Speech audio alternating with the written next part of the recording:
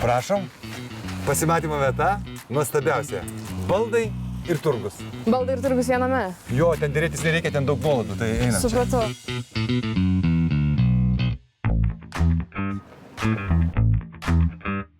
Tu viena be vaikų čia atvažiavai?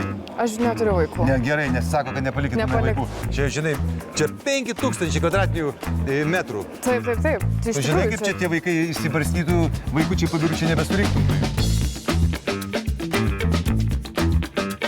Labai faina vieta yra baldų turgus, aš tikrai esu pati čia radusi spintą namam. O fiziškai esi buvus? Esu buvus ir Kaune, ir Vilniuje. Tikrai? Aha, čia miegamojo staliukai. O tau kokio reikia? Kokio tau? Man reikės pilko, švelniai tokio pilko, tai va šitas visai gražus šiaip. Bet tu jau numačius ar dar nenumačius? Dar nenumačius. O tu kur šitas batų spintelės? Batų spintelės kažkur, kur sakė kieta. Mes pavargsim, čia žinai, 6 žingsnių apeisim, kokie čia plotai.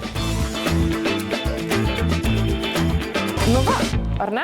Šita, man ir taip. Kaip jinai, jau viskas, jau šita.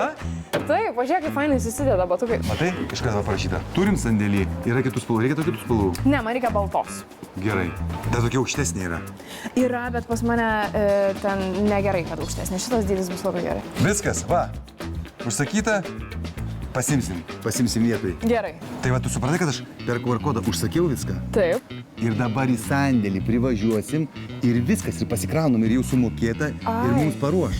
Geras, Čia aš ne taip vietoj. supratau, aš supratau, kad nuskenuoji, tada turi čia ateiti, čia viską dar suderinti. Jau viskas, čia nieko, jeigu nenori turėti kontakto, tu net gali labą dieną čia niekam nepasakyti. Žodžiu, be kontaktus. Nusipirkai ir viskas, ir tenai užsidarkas pasiemi, įsidėjai ir važiuoji, išsipakuoji ir tai, ką nusipirkai, turi. Z kartos svajonė. Taip, Z kartos. Ž. Prašau. Ačiū.